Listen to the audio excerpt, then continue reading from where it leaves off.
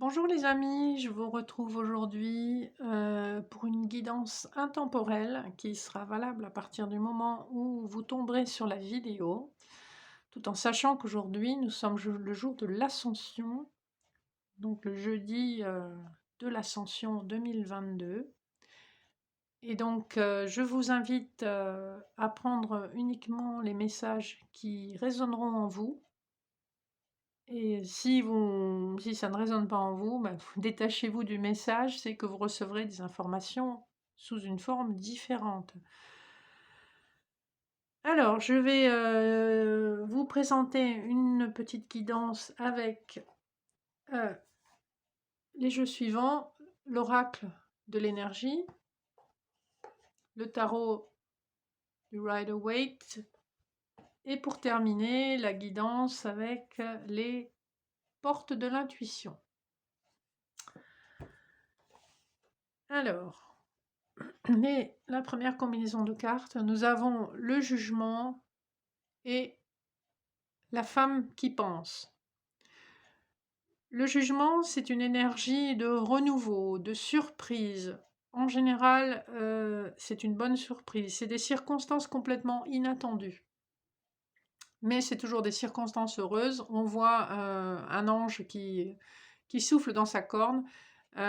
Vous avez la croix des chrétiens, vous avez la renaissance de personnes qui sortent de leur tombeau.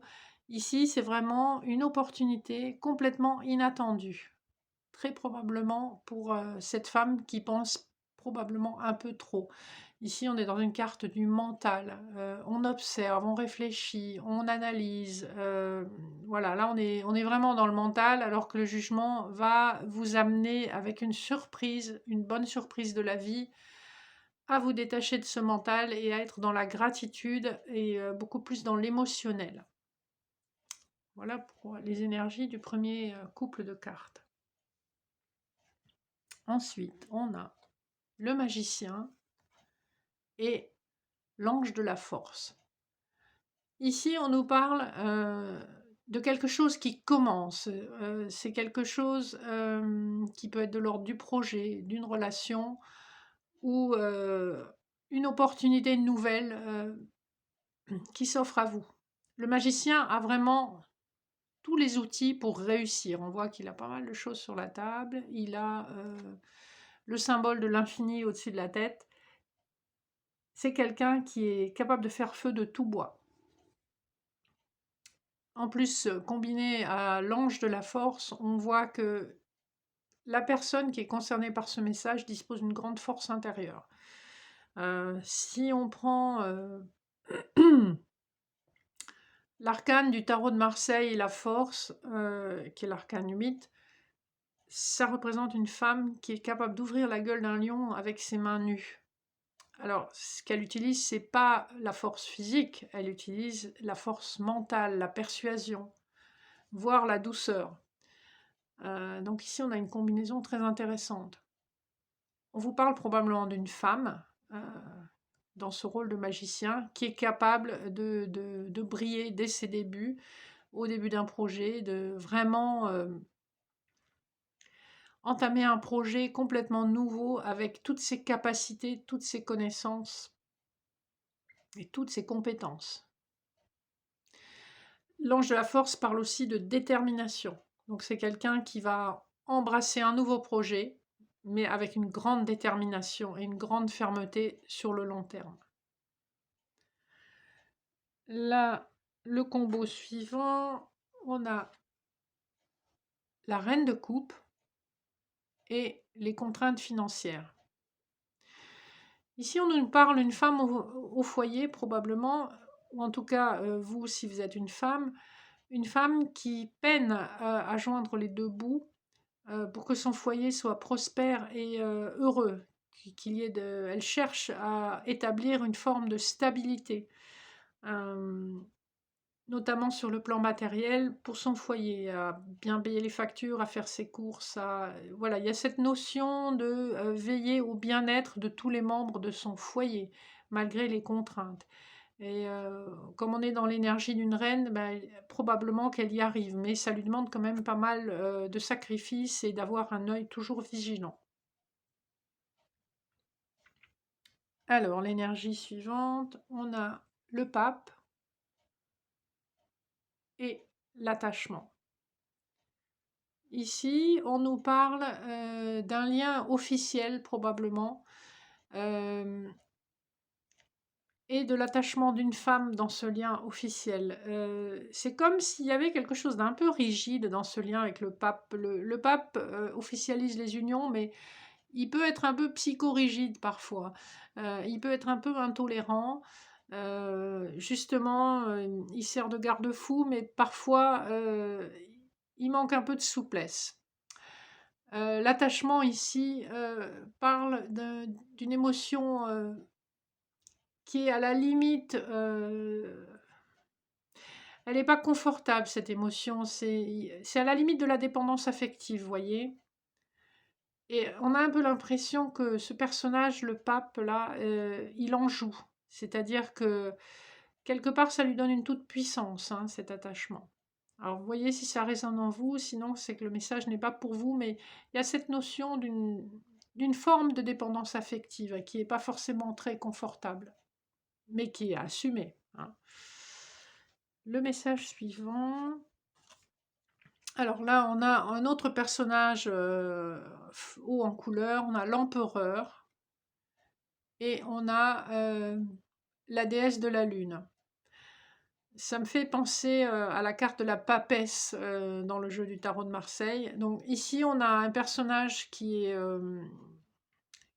droit dans ses bottes, qui a beaucoup d'autorité, qui a une autorité naturelle, qui sur le plan matériel est extrêmement à l'aise. Et la déesse de la lune me fait penser donc à la papesse, on est quand même beaucoup plus dans l'intuition, dans la réceptivité, dans la créativité. On prend soin d'un projet sur le long terme et on est connecté à son cœur et à son intuition. Donc ici, on a encore une notion d'un couple où l'homme est beaucoup plus dans le monde matériel et la femme beaucoup plus dans le monde spirituel ou subtil. Les cartes suivantes nous parlent. Alors, on a le chariot, c'est fou, on a beaucoup d'arcanes majeurs. Le chariot, le triomphe et une femme qui se sent complètement coincée dans une situation. Ça nous suggère ici que enfin ces liens, ces frustrations vont tomber. Ça fait un moment que ça dure. Le côté sombre de la carte All Tied Up me fait penser à l'aspect émotionnel de la vie où on se sent contraint, on se sent coincé, on ne sait pas comment s'en débarrasser. Ici, le chariot parle d'une solution rapide. On est dans une carte de mouvement, de triomphe presque inconscient. Donc on va arriver à se détacher de ces liens émotionnels pesants. Et on va, en tout cas, si c'est pas de l'émotionnel, c'est des contraintes matérielles qui sont difficiles à maîtriser, mais on va arriver à s'en détacher et à avancer vers nos projets. Donc gardez confiance. Les cartes suivantes. Alors, on a ici un 2 de bâton et l'archange Ariel. Ici, c'est comme si on attendait un changement. Vous voyez, le personnage regarde au loin. Les bâtons, c'est la passion, c'est l'activité. Il regarde au loin s'il ne voit rien venir. Il sent en lui le désir de changer quelque chose. C'est comme si il attendait que quelqu'un lui apporte une solution. Pourtant, on voit bien qu'il a la capacité, hein, il tient une espèce de globe, il a la capacité de faire quelque chose, de créer quelque chose. Et il en a l'envie, hein, avec cet archange Ariel, il a l'envie de créer, mais c'est comme s'il lui manquait cette impulsion, hein. Il est perdu dans ses pensées, prêt sans être prêt, c'est-à-dire qu'il lui manque encore cette impulsion pour passer à l'action. Mais on sent que ça va être le cas bientôt. C'est comme s'il regardait un navire venir de la mer et que quand le navire aura accosté, il pourra le décharger, il pourra faire quelque chose. Voilà, vous êtes dans une énergie d'attente. alors que principalement vous êtes prêt à agir. Le dernier couple de cartes, on a la carte du monde et la carte du contrat. Le monde, c'est la dernière carte des lames majeures du tarot de Marseille. Et donc ici, on vous parle d'un accomplissement, de quelque chose qui se termine. Un cycle se termine pour recommencer un nouveau cycle. On vous parle du monde au sens large, hein, donc possiblement d'activités ou de contrats au-delà des frontières. Il peut s'agir ici d'un accord transfrontalier, hein, s'il s'agit d'une problématique financière ou de travail, d'emploi. Il peut aussi s'agir d'un accord sur le plan amoureux avec une personne qui n'habite pas la même région que vous, hein. On a la notion de frontière avec le monde, que ce soit une frontière de département, de région, voire de pays. Ici, on sécurise tant l'activité professionnelle financière que la relation, par exemple, hein. Donc, on a l'idée d'un contrat. Donc, à minima un Pacs, voire un mariage. Il y a vraiment cette notion de... Là, on est vraiment dans l'engagement, on signe. Donc, vous voyez comment ça vous parle.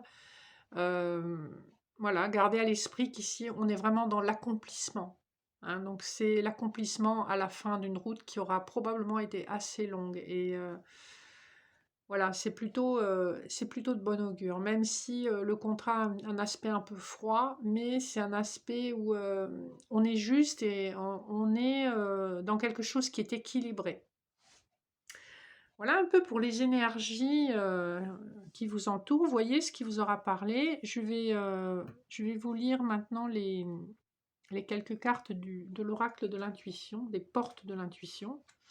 Alors, la première carte, l'égarement. Ne cherchez pas de réponse avec votre mental, seule l'intuition et le ressenti peuvent vous guider. Ici, ça fait écho un peu au premier couple de cartes qu'on avait. On était pas mal dans le mental, dans la réflexion, mais en fait, ici, ce qu'on vous dit, c'est rester dans le cœur et dans l'intuition. C'est comme ça que vous trouverez les solutions. La deuxième carte, c'est la force de conviction. Alors, on a Excalibur ici, planté dans un rocher. Votre foi et votre force de conviction ont besoin de s'enraciner au plus profond de vous et tout devient possible.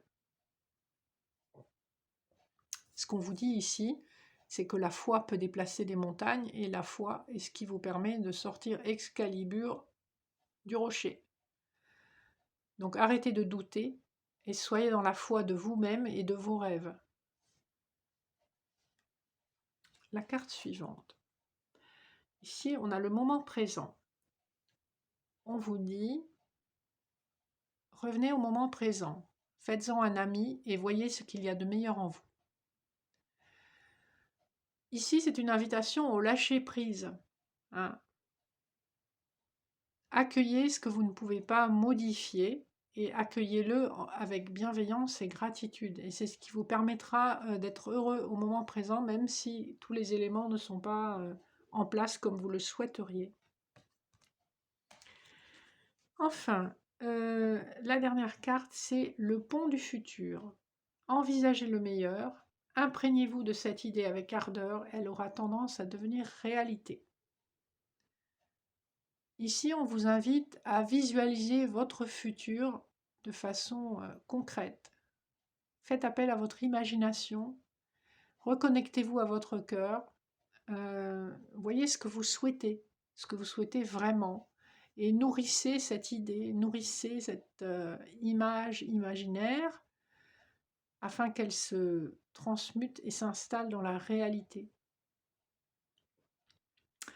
Voilà les amis, ça sera tout pour aujourd'hui. J'espère que vous avez passé une bonne journée de l'ascension. Je vous souhaite plein de bonnes choses. N'hésitez pas à commenter, liker et vous abonner. Et je vous retrouve très rapidement pour les énergies de la semaine prochaine. À bientôt!